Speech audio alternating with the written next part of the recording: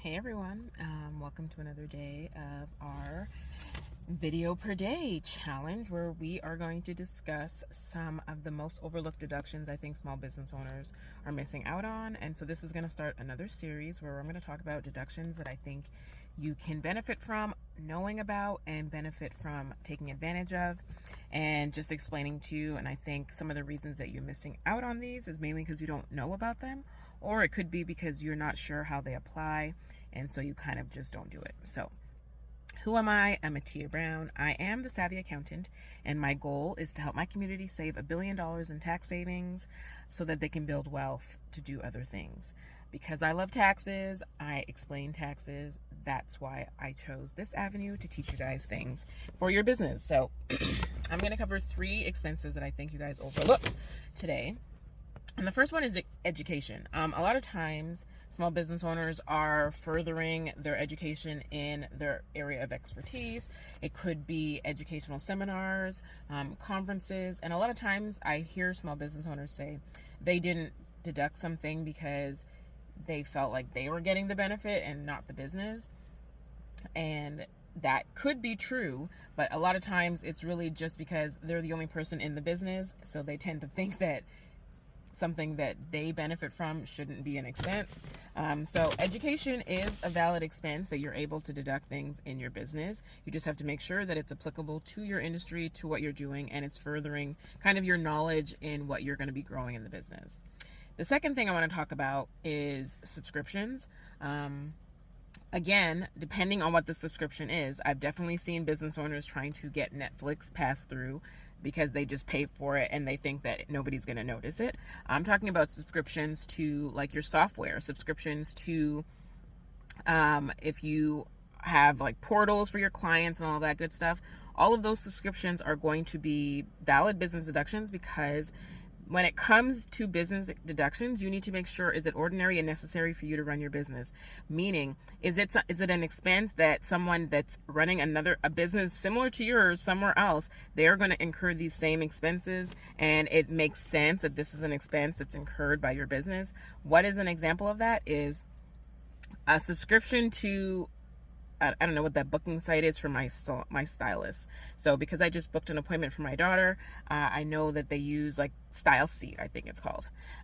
So me, if I had my own business and I'm a CPA, would a subscription to Style Seat, let's say that they made customers pay for Style Seat, would a subscription to Style Seat be like ordinary and necessary for me as a CPA firm? No, because that has nothing to do with my business. That's something that I'm using for my personal use. But a stylist who has to pay a monthly subscription for Style Seat, that's definitely going to be a valid business deduction for them.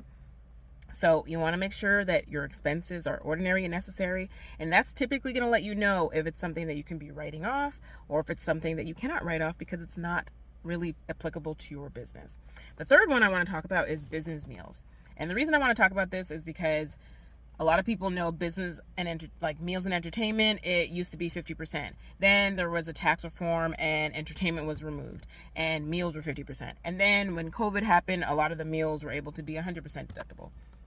And so there's a whole bunch of misconceptions. So with COVID out of the picture, with the tax reform that it's currently in place, entertainment is no longer allowed. So when you used to be able to take your potential clients to basketball games and boxing matches and all that good stuff, that used to be 50% deductible.